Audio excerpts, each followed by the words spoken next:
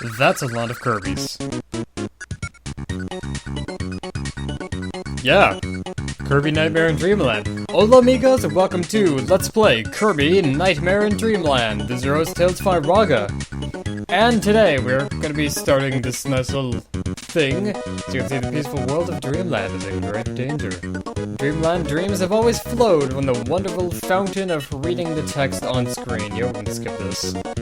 But this is Kirby Nightmare in Dreamland, probably one of my favorite video games of all time, so let's dig in. And I do have a file right here, just as kind of a practice run to familiarize myself. We can go in and erase it. There we go. And now we have 3 files, once again. Let's start with file 1. Let's start the game. 1-player multiplayer. Well, we don't have a friend, because I don't have any friends. So let's go 1-player. And start up Vegetable Valley. So, Kirby Nightmare in Dreamland is a pretty simplistic game. I'm gonna try not to rush through it too much and explain a few things to those who are unfamiliar with Kirby. Controls are really basic. A to jump and B to inhale. When you inhale an enemy, you can do all sorts of things, like spit him out, or swallow him. And certain enemies will give you certain powers if you swallow them. For instance, this feller gave a spark.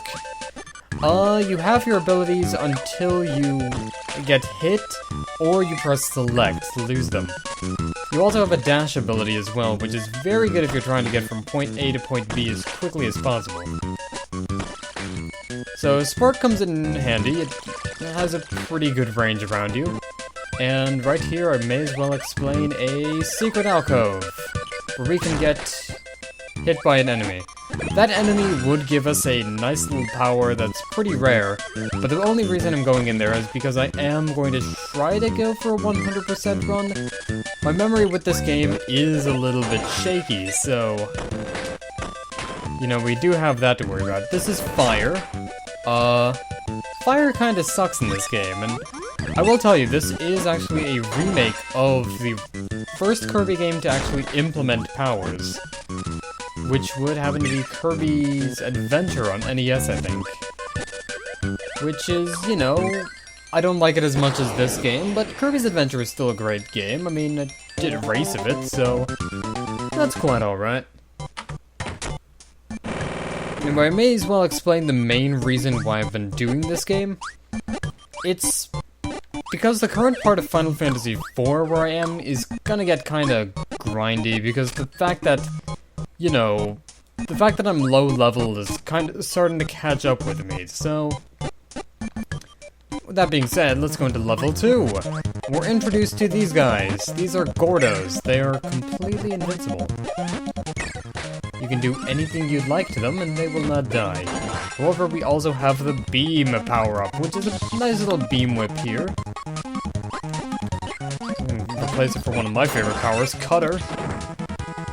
Cutter is pretty unique because you have the boomerang projectile, but then the projectile can also go behind you. The projectile going behind you actually has unlimited horizontal range, so that's always pretty nice to know. Can we get you? Thank you. There we go, and now we have a boss to fight. Luckily, this feller is pretty easy. This is the Poppy Bros Senior. For any of you Game Grumps fans out there who's probably gonna sing some kind of song about how his shoes look like bananas. They kinda do. I mean, I'm not one to judge, but I mean, they do look fairly silly. We can also absorb him and get Crash, which blows everything up. Crash is kinda useless for majority of the game, so getting rid of that is probably gonna do us some favors. Here we have Fire. Don't think I properly explained it. Fire is pretty crap. I'll say that. Fire in this game is not good. In later games, Fire gets merged with another power we get later called Burning, and it becomes a much more viable option for fighting enemies. But Fire in this game, not particularly good. Let's kill this fella right there. There we go. There we go. That's a secret alcove, I guess. Gave us a nice little 1-up. And actually, I want to respawn that one enemy because I want sword power. Just to get it for the next level. Or not. Okay, you know what? Never mind. Fine, I don't want sword power. You can have your smelly sword. See if I care. And you know, as you can probably tell, Kirby's Adventure is not this game isn't exactly a difficult game. The Kirby games have always been, you know, pretty beginner friendly, and that's kind of what I like about them. They're easy games, but they're still really fun to play. Like, the lack of difficulty does not get to the detriment of the game at all, and if you've got a little kid who's looking into playing video games, maybe you should get them one of the Kirby games. They're not too challenging. I mean, they will punish you if you mess up, but they're not too difficult. Anyway, here we have Burning Kirby. There we get it back.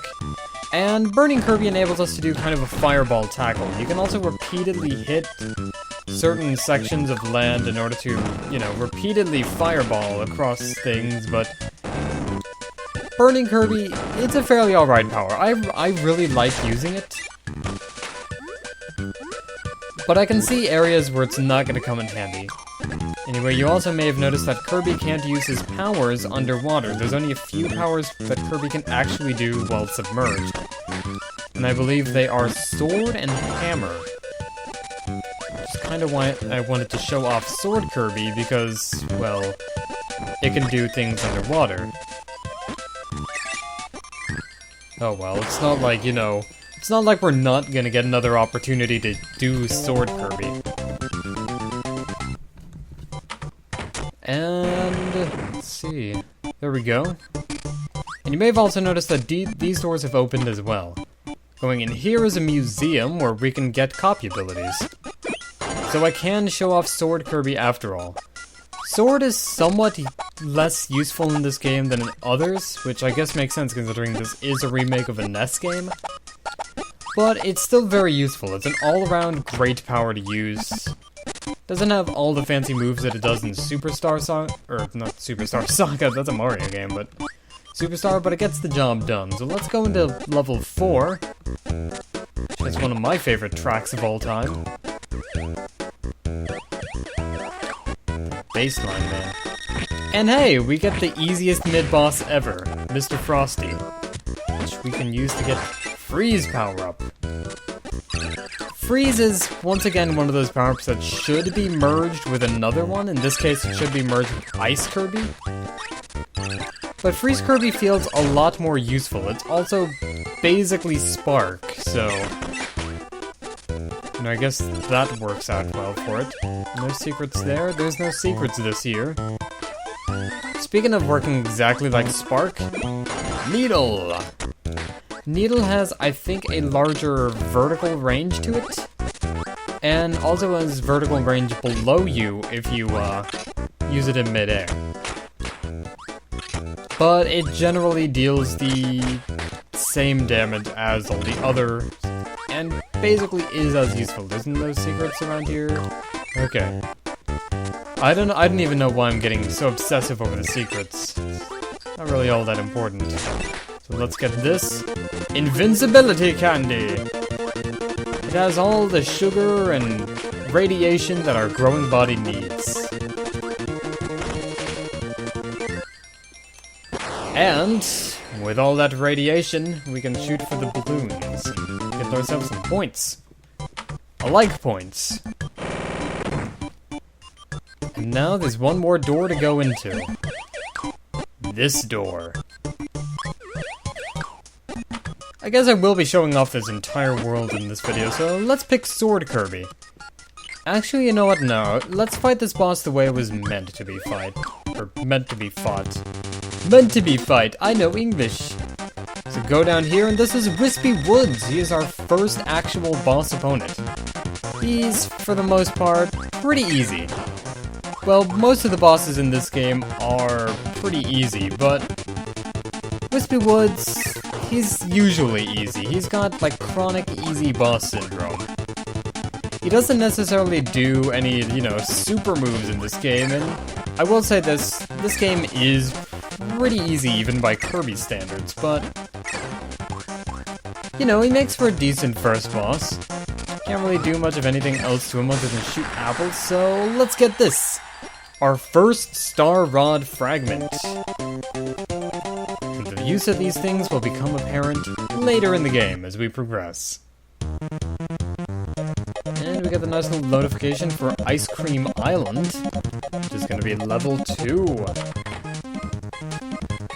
But let's not worry about that quite yet, because we have a level 1 to contend with. No, we really don't actually. I think we completed all of level 1. So yeah, I'm gonna see you guys in the next episode in which we take on level 2, Ice Cream Island. So until then, this is Tails5Raga signing out. Thank you all for watching, and I hope you've been having a fantastic day.